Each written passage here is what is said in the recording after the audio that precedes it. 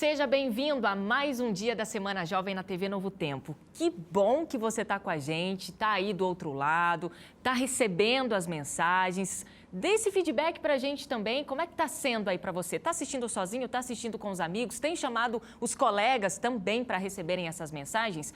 Olha, Bianca, está fazendo a diferença na minha vida aqui, porque eu estou tirando as ideias só da cabeça e estou realmente agindo, estou querendo fazer a diferença. Tenha e mantenha uma amizade com Jesus Cristo. É o que a gente sempre vai te incentivar aqui na TV Novo Tempo, em especial aqui na Semana Jovem. E você tem ouvido falar sobre projetos especiais onde você pode se engajar, onde você pode participar, chamar a galera aí também para trabalhar. Olha só, falamos do Caleb, lembra? Aqui na Semana Jovem. E hoje eu te apresento mais um projeto, que é o Terra de Caleb. Está aparecendo aí o site na sua tela. Você tem outras informações aí a respeito e informações mais profundas aí, como você pode participar, se engajar. Agora, um recadinho para você.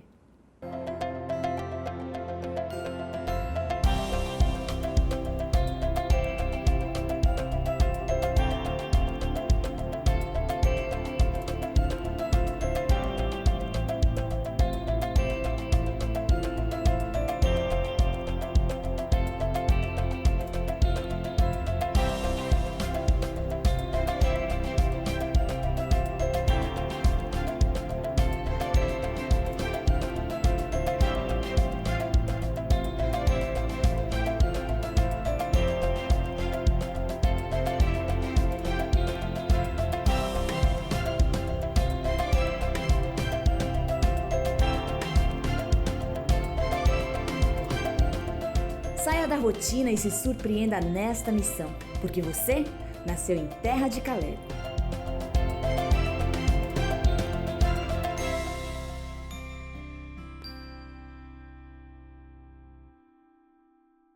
E aqui na Semana Jovem você tem também o privilégio de ouvir músicas especiais. E hoje com Nayeli Leite.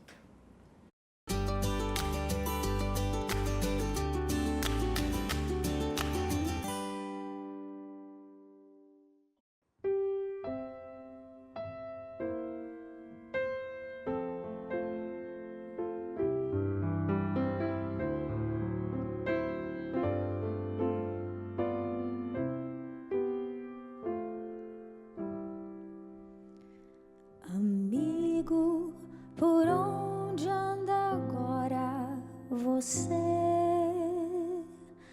Tão longe do lar que o espera voltar. Amigo, não fiques tão longe de Deus, pois Ele o ama e o quer junto aos seus. Amigo, eu sei que falsos prazeres seduzem e arrastam você para o mal. Oh, não importa quão longe foram seus pés, Cristo espera você regressar.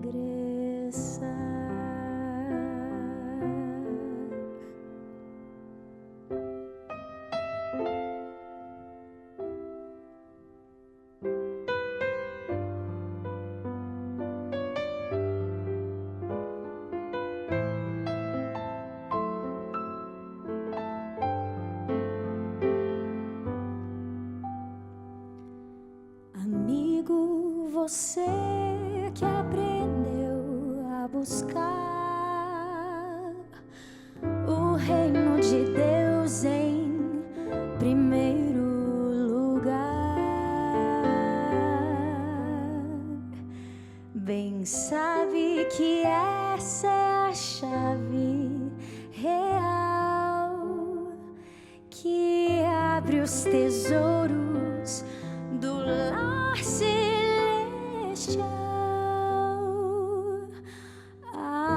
Amigo, eu sei que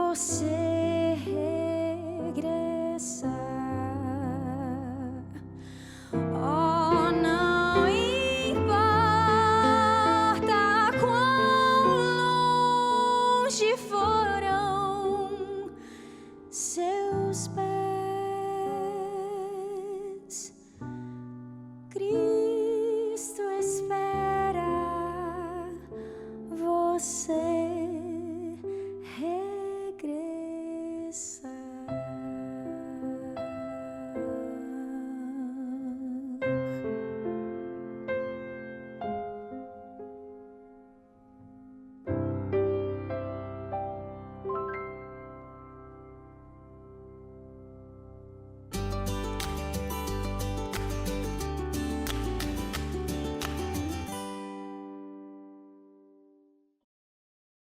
E aqui na Semana Jovem você também confere histórias, você acompanha histórias, testemunhos. Qual é o seu testemunho? Qual é o propósito da sua vida? A sua missão? Você já se perguntou isso e tem a resposta? De fato você sabe por que é que você nasceu? Quais são os propósitos de Deus para a sua vida?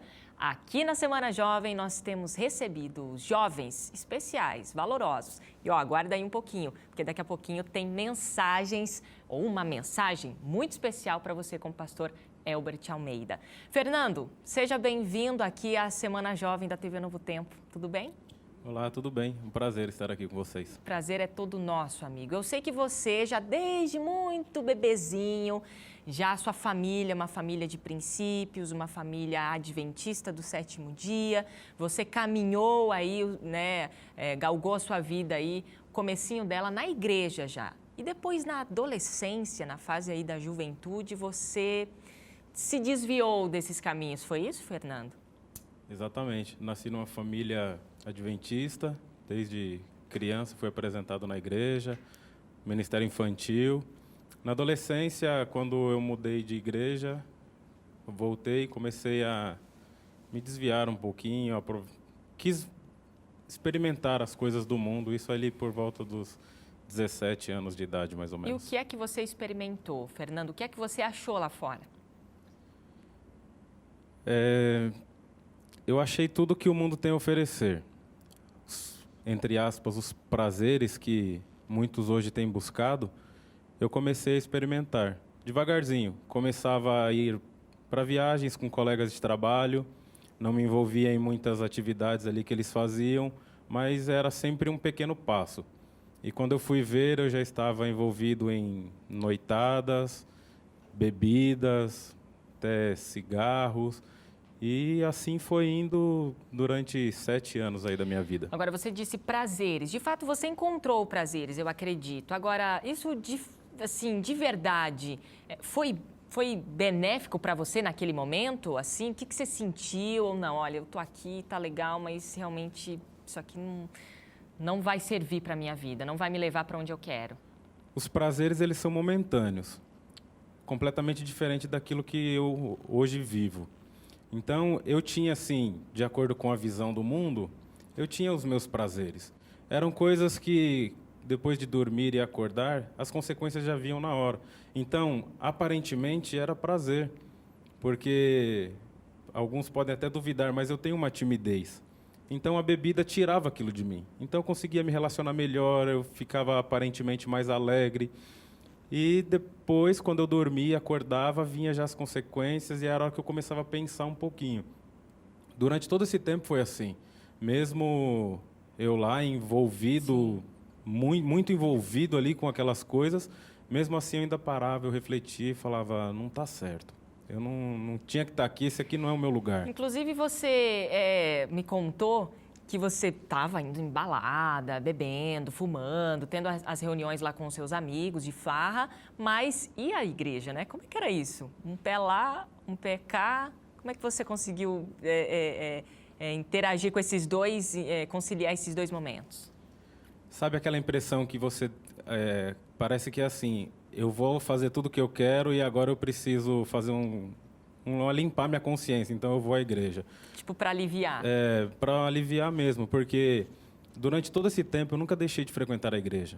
Mesmo eu não ia à escola sabatina, chegava no final do culto, mas eu sabia que o sábado era um dia especial. Eu não gostava de sair no sábado. Inclusive, alguns amigos falavam assim, mas você faz isso, isso e isso, e por que não quer sair na sexta-noite ou no sábado? Eu falava para eles, olha, né? Não é porque eu faço isso, isso e isso, que eu saio, que a gente tem essa vida, que eu preciso transgredir também o sábado. Mesmo sabendo que minha vida não condizia com nada do que eu aprendia na igreja. Mas todo sábado eu gostava de estar na igreja, eu nunca deixei de frequentar a igreja. Nunca trabalhei aos sábados, mesmo saindo, fazendo tudo isso. Então, eu sempre pedia o sábado livre. Eu nunca quis trabalhar no sábado. E assim, para que fique claro, ele fazia isso apenas para aliviar a consciência. Não é que isso está certo. Ah, então, Bianca, posso ir na balada e aí ir aos sábados à igreja e tá tudo beleza, Deus vai limpar minha barra? Não é assim. Você precisa decidir. E é isso que você fez, não foi, Fernando? Foi. Chegou um determinado momento, depois desses longos anos, muitas experiências desagradáveis, problemas, e eu me pegava às vezes orando, pedindo para Deus me tirar de determinada situação e falando assim: Senhor, se você me tirar dessa, eu não vou fazer de novo, não vou repetir de novo. E as minhas promessas sempre foram falhas, e eu tornava a fazer de novo. Entrava e pedia a proteção de Deus nos lugares que eu sabia que ali eu estava à mercê de Satanás, para falar a verdade. E mesmo assim, Deus cuidava de mim, Deus me protegia, Deus me guardava. E em um determinado momento, eu agradeço até a Deus, porque não foi pela dor, não precisei passar por nenhum acidente, perder ninguém da família, mas em um determinado momento eu falei, parece que eu acordei de verdade. E eu falei assim, eu não quero mais. Quando foi isso?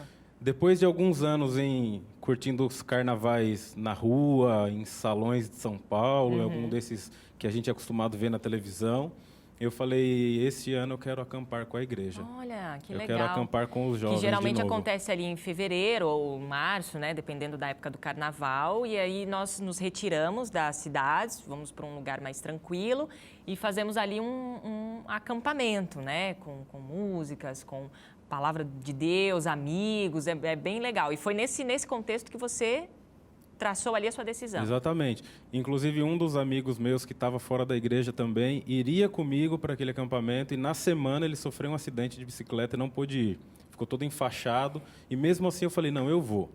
Meus pais sempre acampavam com esta igreja, a igreja de Silviânia, lá em Carapicuíba, e eu falei, eu vou. E fomos para a cidade de Calcaia do Alto.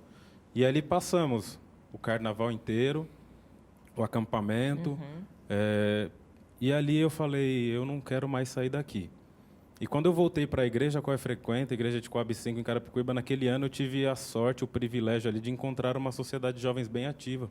Os jovens estavam unidos, faziam os trabalhos, os projetos da igreja, os projetos missionários. Sábado à noite estavam sempre juntos, então ali eu me senti abraçado e eu tive a certeza que ali era o meu lugar. E você então notou a diferença dos seus amigos do mundo, né? Enfim, aí você fala, Bianca, vocês são ETs? Não, a gente está no mundo, mas entenda, quando a gente fala mundo, são coisas seculares. Os seus amigos secularizados, seus amigos ali da sociedade jovem e tudo mais, ali para você já foi uma balança. Eu quero ficar aqui, realmente os dois grupos de amigos têm uma diferença incrível. Um está indo para um lado e é esse lado que eu quero, e o outro está fora do caminho.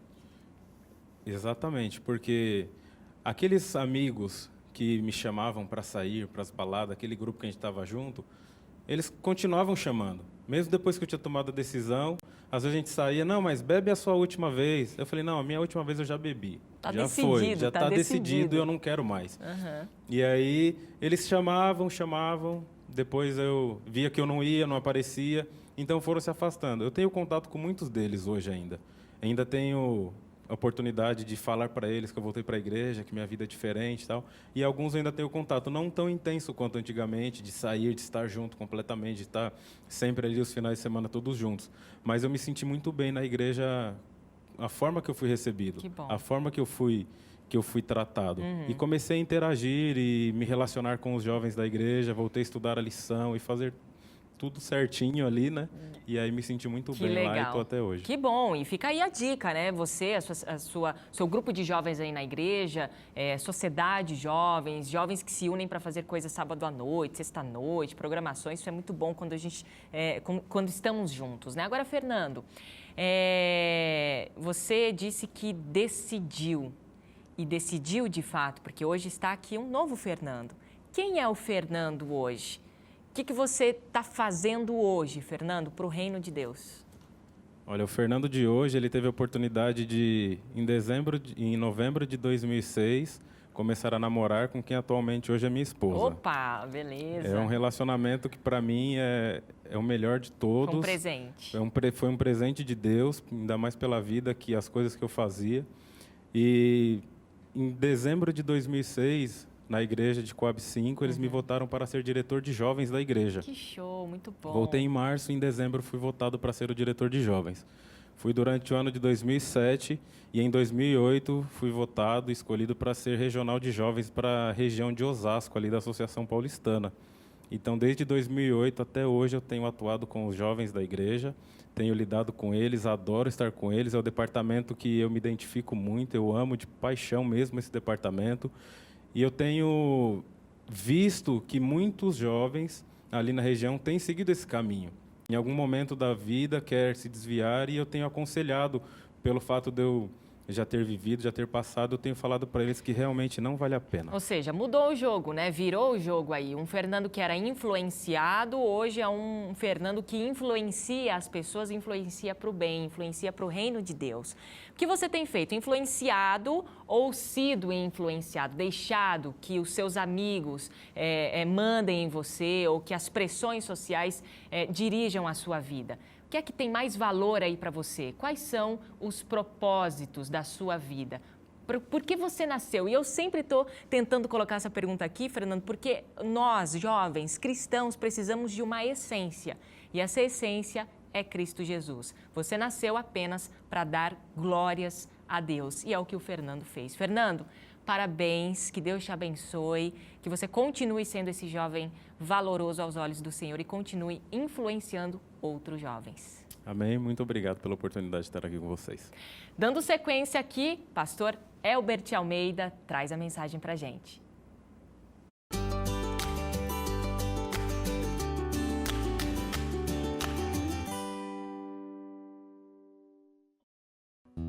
Depois da queda, nós nos tornamos um tipo de gente que é incapaz de ir a Deus, é incapaz de adorar a Deus. Fomos para longe dele, fugimos dele.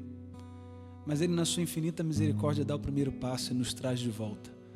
Não somos nós que vamos a ele, não somos nós que o escolhemos, mas ele que nos escolhe, ele é que nos busca, nos capacita e nos transforma.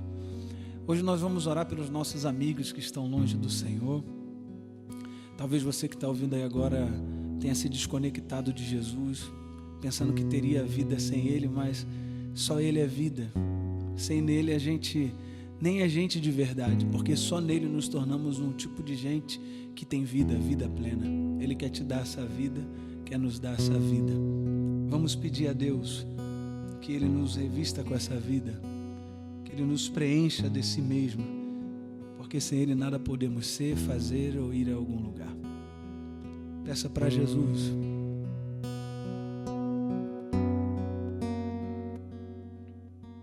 Como foi no Pentecostes, quero te pedir, teu Espírito aqui faz cair,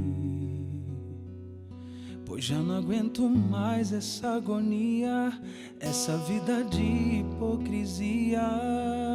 Vem e mora em mim,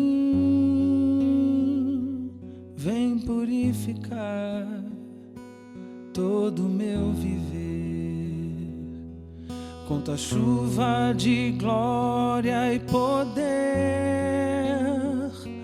derramar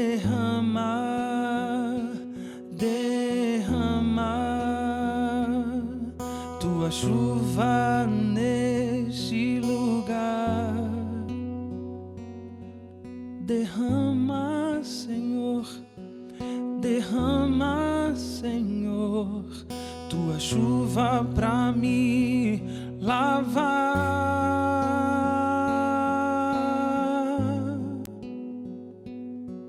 Ele não nos abandona, apesar de nós o abandonarmos sempre. Ele está sempre nos buscando e quando Ele nos encontra, nós temos vida plena, vida de verdade.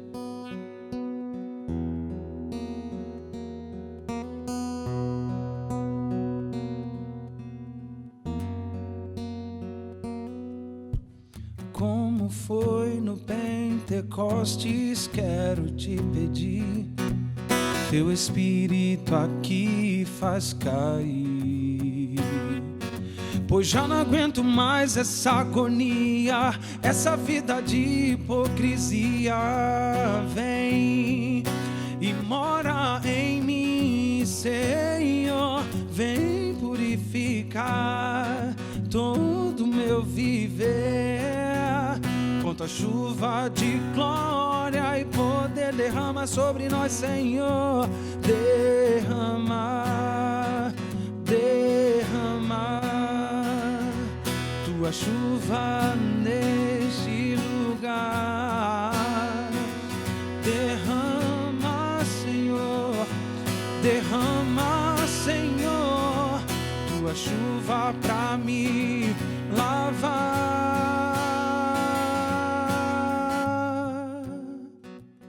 Uma vez eu fui no Maranhão e uma jovenzinha chegou para mim no final do culto e disse assim: aí, Jefferson, ainda bem que Jesus não voltou ontem, né? Eu entendi o que ela quis dizer. Ela quis dizer que ele não desistiu dela, foi atrás dela, esperou por ela.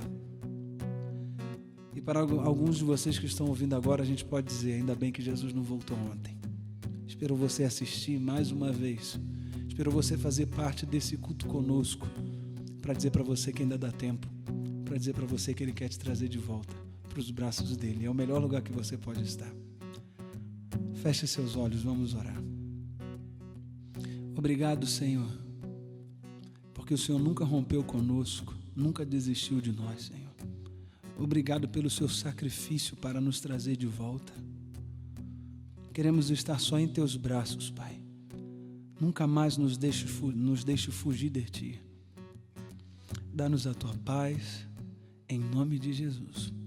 Amém.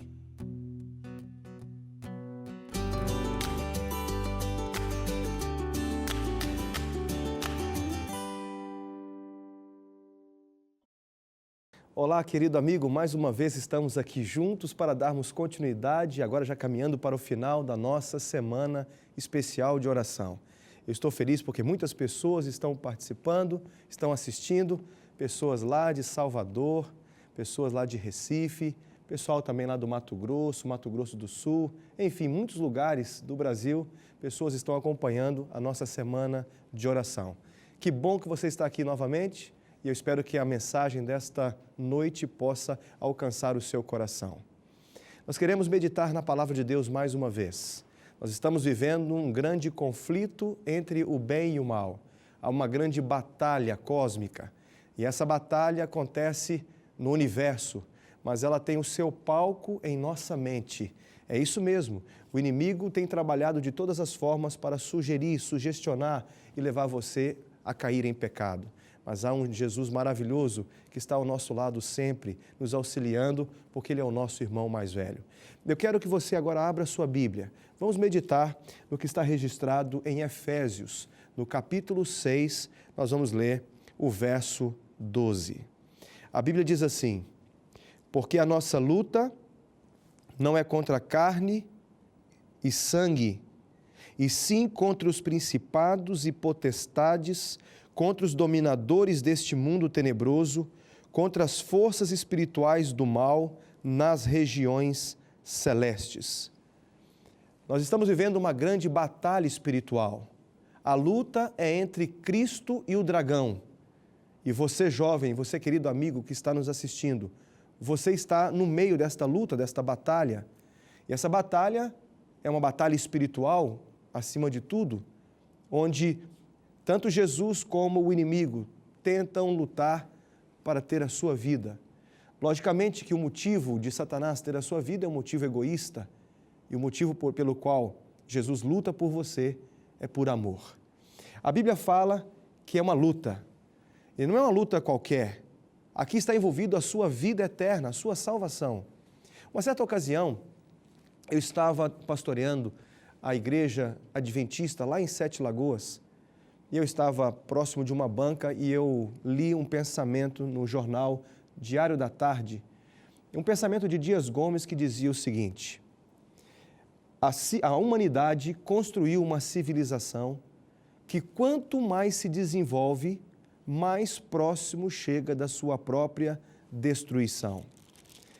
Outro dia eu estava lendo um pensamento de Rui Barbosa, e Rui Barbosa dizia assim: de tanto ver crescerem as injustiças, de tanto ver prosperar a desonra, de tanto ver as nulidades, de tanto ver os poderes agitarem-se nas mãos dos maus, o homem chega a desanimar-se da virtude, rir-se da honra e ter vergonha de ser honesto.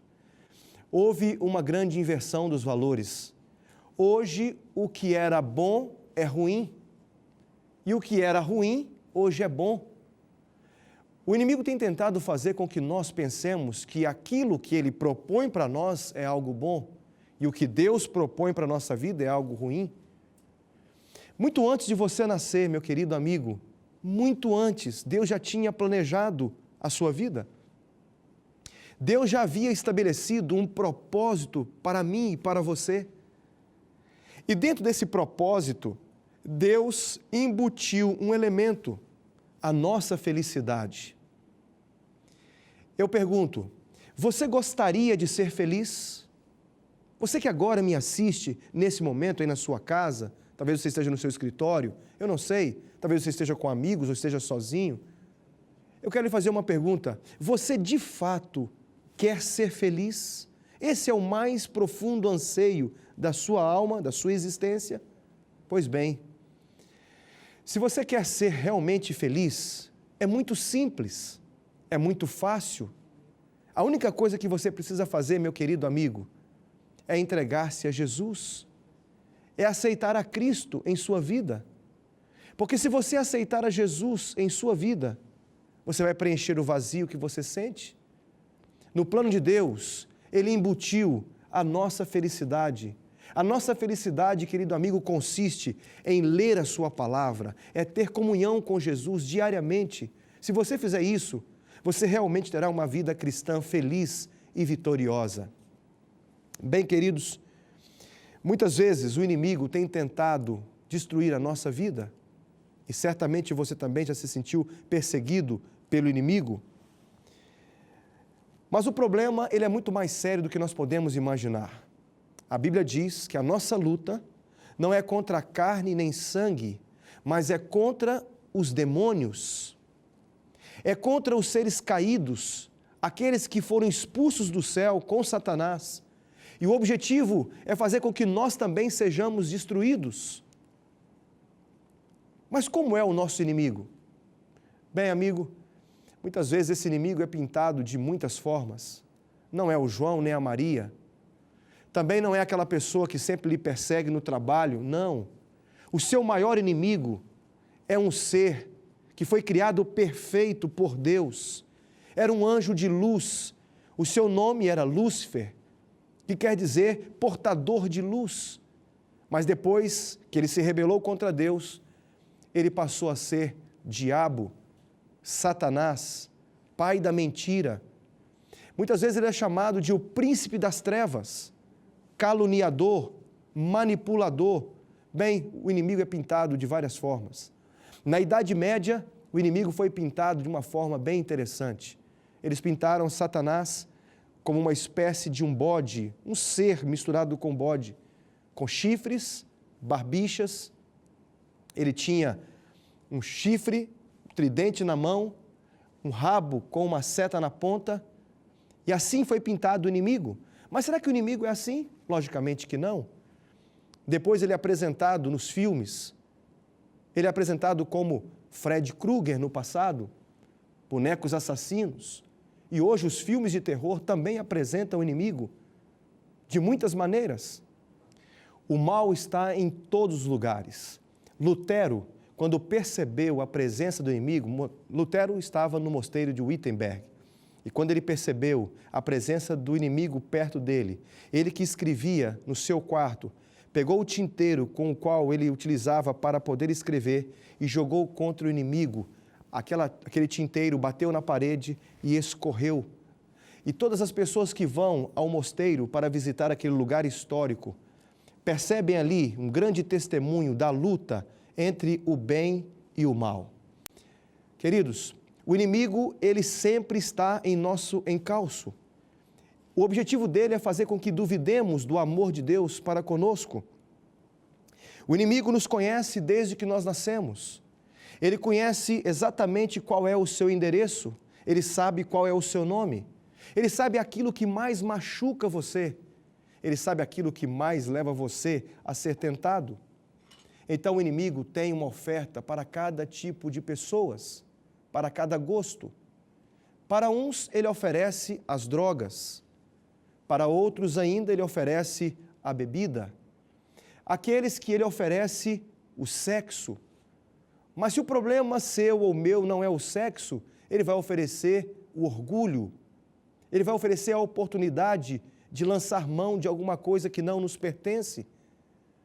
Eu lhe pergunto, meu querido amigo, qual é a sua tentação? Qual é a sua maior tentação? Às vezes nós conseguimos colocar algumas justificativas para fazer aquilo que não devemos fazer. Muitas pessoas dizem assim: eu vou beber para poder não ficar mal com os meus amigos. Eu vou usar drogas porque eu quero esquecer os meus problemas. Eu vou cometer adultério porque a minha esposa não me dá atenção. Ora, querido, não há como se desculpar. Jesus não quer que você faça aquilo que não seja da vontade dele. O inimigo tem procurado nos destruir. O pecado, na verdade, é uma grande ilusão. O inimigo, ele pinta um quadro perfeito. E ele pinta aquele quadro maravilhoso. Normalmente nós caminhamos em direção àquela proposta que o inimigo faz para nós e caminhamos em direção àquilo que o inimigo está nos propondo.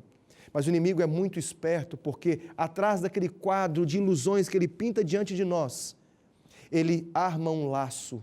E quando você atravessa aquele quadro de fantasias, o inimigo puxa o laço, você cai com o seu rosto no chão e ele começa a dar risada de você. E sabe por que ele ri de você? Sabe por que ele te humilha? Porque, na verdade, ele não tem interesse de atingir propriamente você. O interesse do inimigo é atingir o coração de Deus. Sabe por quê? Porque você é a coisa mais preciosa que Deus tem nesse mundo. O inimigo tenta nos fazer duvidar de que Deus é amor.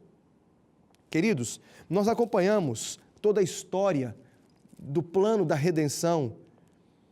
O palco de batalha é a nossa mente. O inimigo trabalha o tempo todo tentando nos ludibriar. O inimigo não pode ler a sua mente, mas o inimigo pode fazer sugestões. O inimigo sugere, esperando que você possa aceitar aquilo que ele está propondo. O inimigo trabalha de 4 maneiras. Aliás, existem 4 etapas do pecado. A primeira etapa do pecado é a insinuação. A insinuação não é pecado, mas dependendo da forma como você se demorar diante do inimigo, ele pode fazer com que você passe para a segunda etapa. A insinuação é o mesmo que tentação. Você não tem como impedir que os pássaros voem sobre a sua cabeça, mas você pode impedir que eles façam ninhos. Assim é a tentação e a insinuação. Você está lembrado do que aconteceu com a Eva no jardim? A Eva estava andando pelo meio do jardim e, de repente, alguém disse para ela: Eva, é verdade que você não pode comer de nenhum fruto do jardim? Naquele momento, o inimigo apresenta uma insinuação.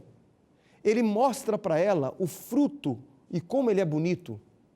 E ao ela olhar para o fruto e se deter olhando ali para o fruto proibido, ele argumenta dizendo: quer dizer que você não pode comer de nenhum fruto do jardim?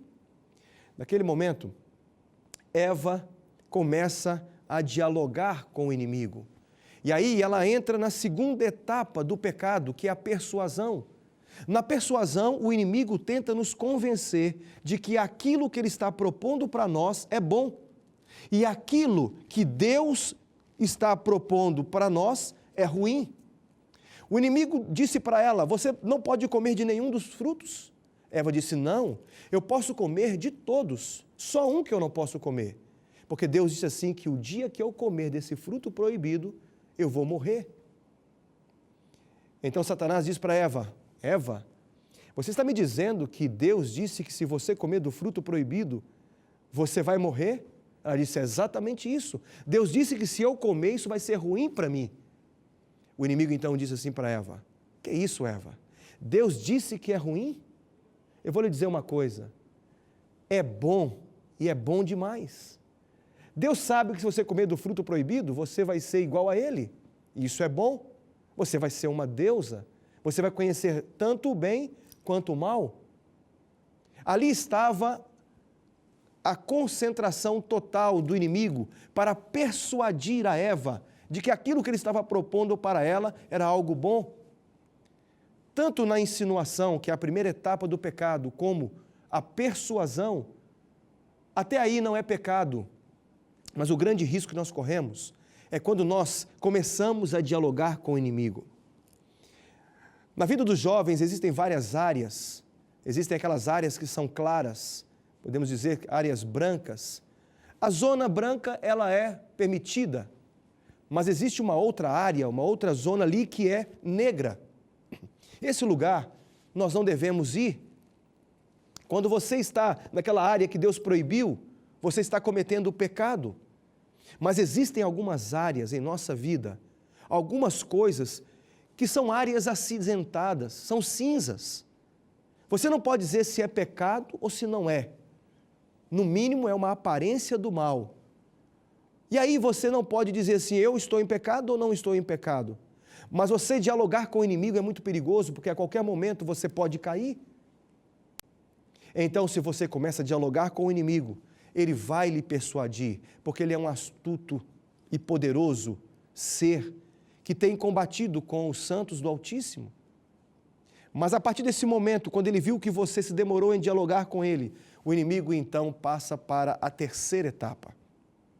A terceira etapa chama-se influência.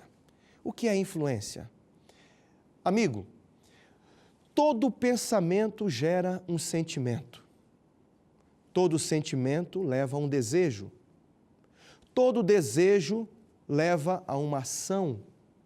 E toda ação que nós praticamos de forma deliberada forma um hábito. E o hábito forma o nosso caráter. E o caráter define qual será o nosso destino. Você já percebeu por que o inimigo tem tanto interesse em sugerir, em sugestionar para você algumas coisas? Querido jovem, cuidado com a música que você está ouvindo.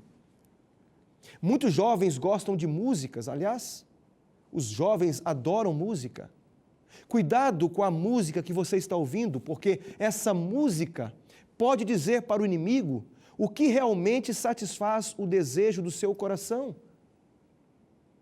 O inimigo não pode ler o seu pensamento, mas ele pode sugestionar. E como ele não pode ler o seu pensamento, ele trabalha de outra maneira. O inimigo, ele procura ler nas entrelinhas. O inimigo não pode ler o seu pensamento, mas o inimigo, ele consegue ler os 5 sentidos. Dependendo de como você olha e para o que você olha, dependendo do tipo de música que você ouve e a sua reação, dependendo daquilo que você pega, cheira, daquilo que você coloca à sua boca, o inimigo faz uma ideia do que está lá dentro do seu coração. Então, amigo, cuidado, porque o inimigo quer destruir a sua vida. Você já viu pessoas que querem deixar de fumar?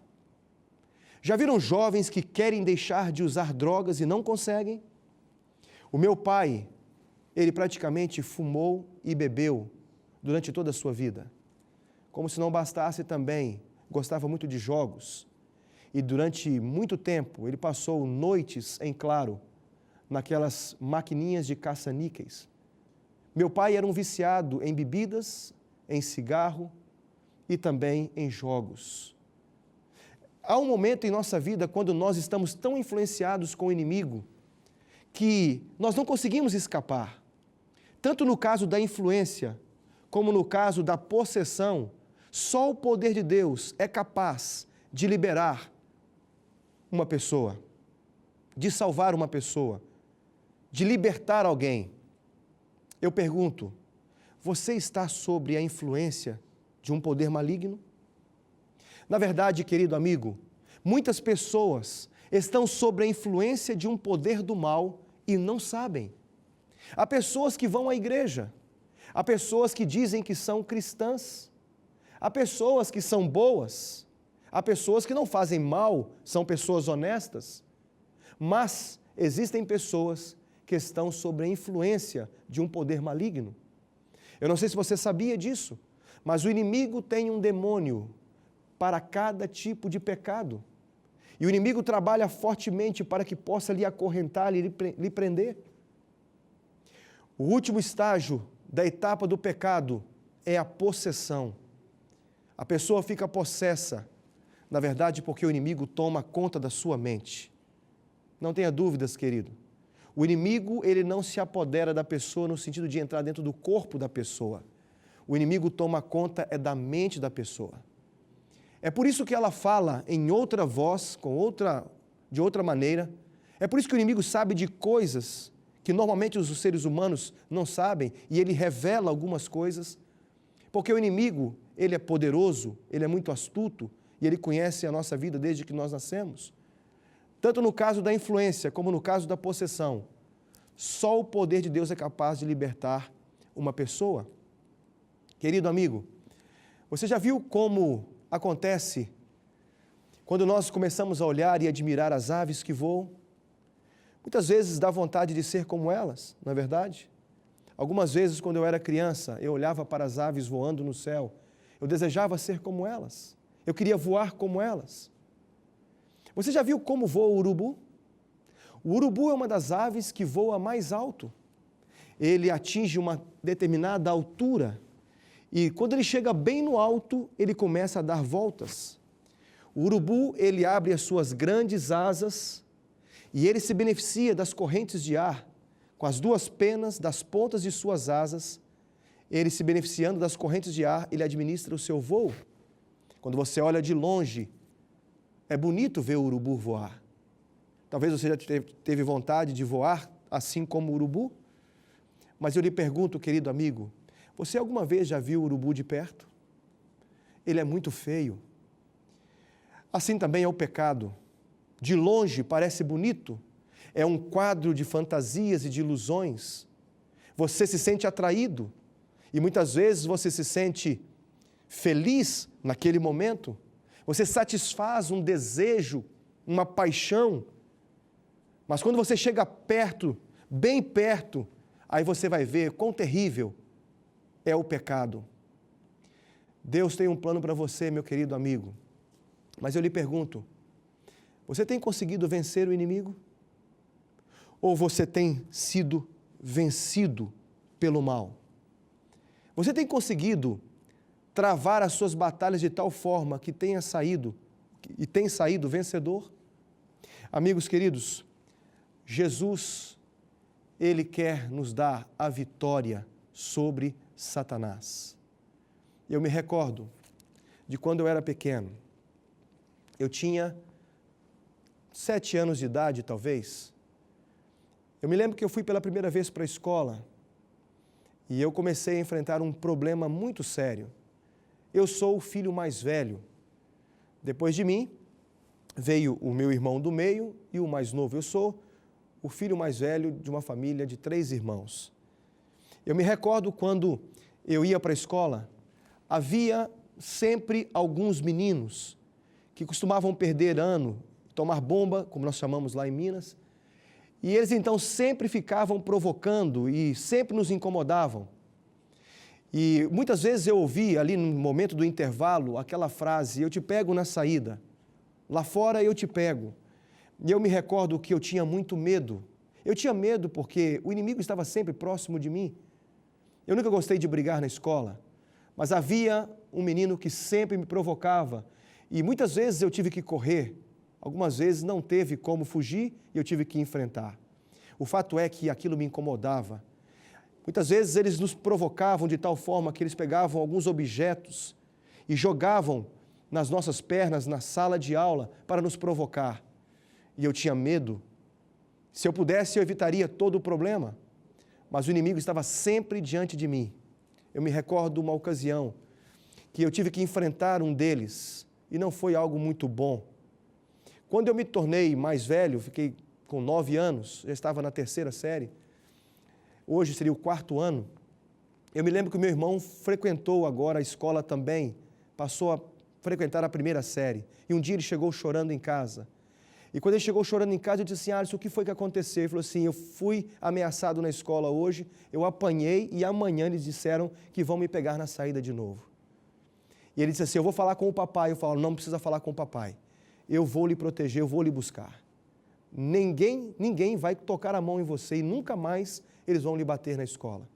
Eu me recordo que meu irmão foi para a escola naquela tarde, eu estudava pela manhã, quando deu mais ou menos umas 5 horas, eu fui para a porta da escola. Estava ali atrás de um muro, aguardando o momento da saída. O sinal bateu, as crianças começaram a sair e eu vi quando meu irmão saiu dentre aqueles meninos e 3 meninos, mais ou menos assim da idade dele, saíram para persegui-lo.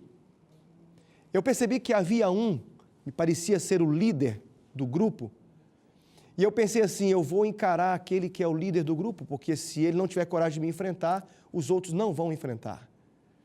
E eu me recordo que meu irmão saiu caminhando e preocupado, ele olhava para um lado e para o outro para ver se me encontrava.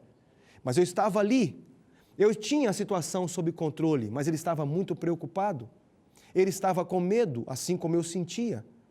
E naquele momento, quando eu vi aqueles meninos indo em direção ao meu irmão, aquele ódio que eu tinha, aquela raiva por ter sido perseguido tanto tempo, eu senti aquela dor, que era a dor que agora o meu irmão estava enfrentando. Então eu pulei do muro, saí correndo.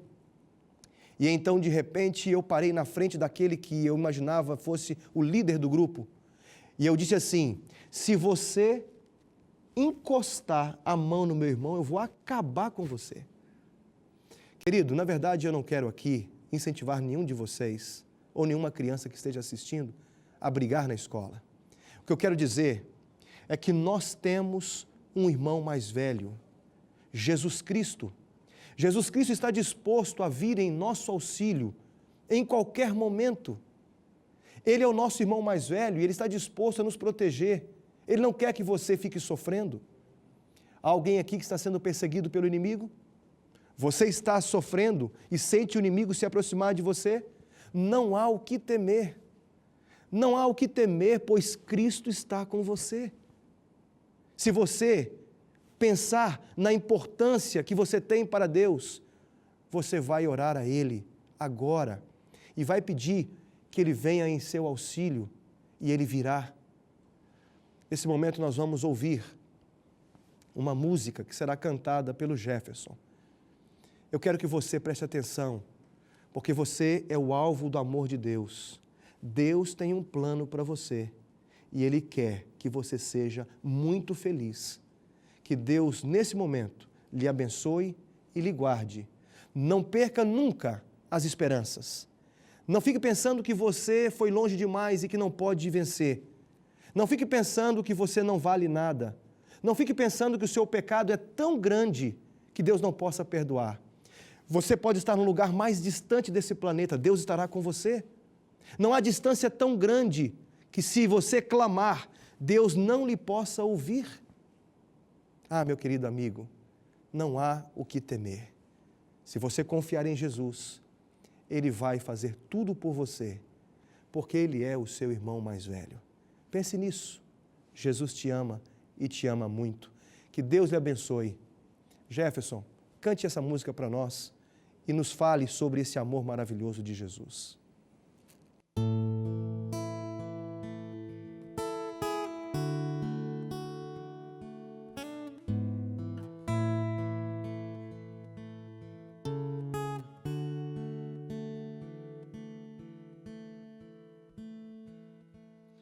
Eu sou o Senhor, Rei de Israel, Santo Redentor, começo e o fim. Sou o Criador, o verdadeiro Deus. Eu sou a cura, sou o poder. Eu sou o Amém, estrela da manhã. Eu morri na cruz, trouxe salvação. Conheço a tua dor, ouço teu clamor e minha destra não falhará.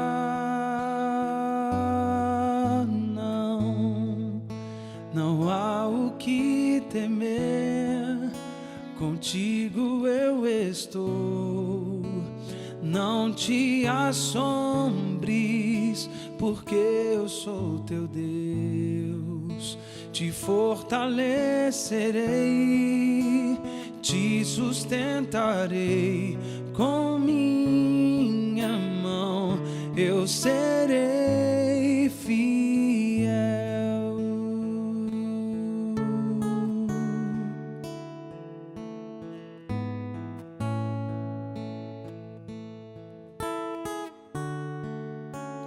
Eu sou o Senhor, Rei de Israel, Santo Redentor, começo e o fim. Sou o Criador, o verdadeiro Deus. Eu sou a cura, sou o poder. Eu sou o Amém, estrela da manhã. Eu morri na cruz, trouxe salvação. Conheço a tua dor, ouço teu clamor e minha destra não falhará.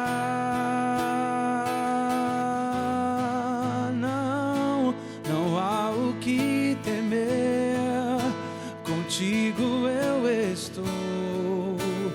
Não te assombres, porque eu sou teu Deus. Te fortalecerei, te sustentarei com minha mão, eu serei fiel.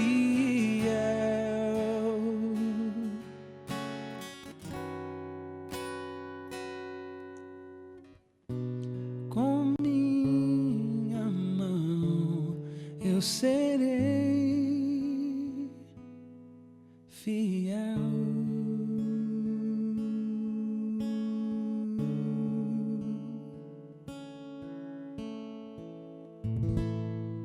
Amém. Deus te ama muito e quer salvar você e toda a sua família.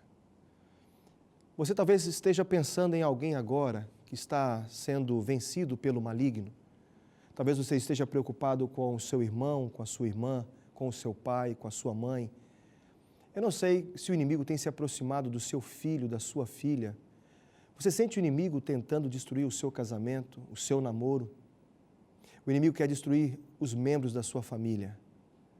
Não esqueça que você pode usar um recurso, que é a oração. A oração, a leitura da Bíblia e o testemunho são armas poderosas para que nós possamos vencer o maligno. Uma certa ocasião eu estava tão aflito, tão desesperado, eu não conseguia resolver um problema que eu estava enfrentando. Na realidade, eu precisava de um milagre em minha vida. Eu estava muito desesperado. Eu lembro que naquela noite eu não consegui dormir, porque o problema parecia ser insolúvel. Não tinha como ser resolvido. Humanamente falando, eu não conseguiria resolver. Desesperado, eu comecei então a chorar, a clamar. Algumas vezes eu ficava em silêncio, outras vezes eu só orava. E eu me lembro que eu li uma passagem que dizia assim: se você não orar, Deus estará com você.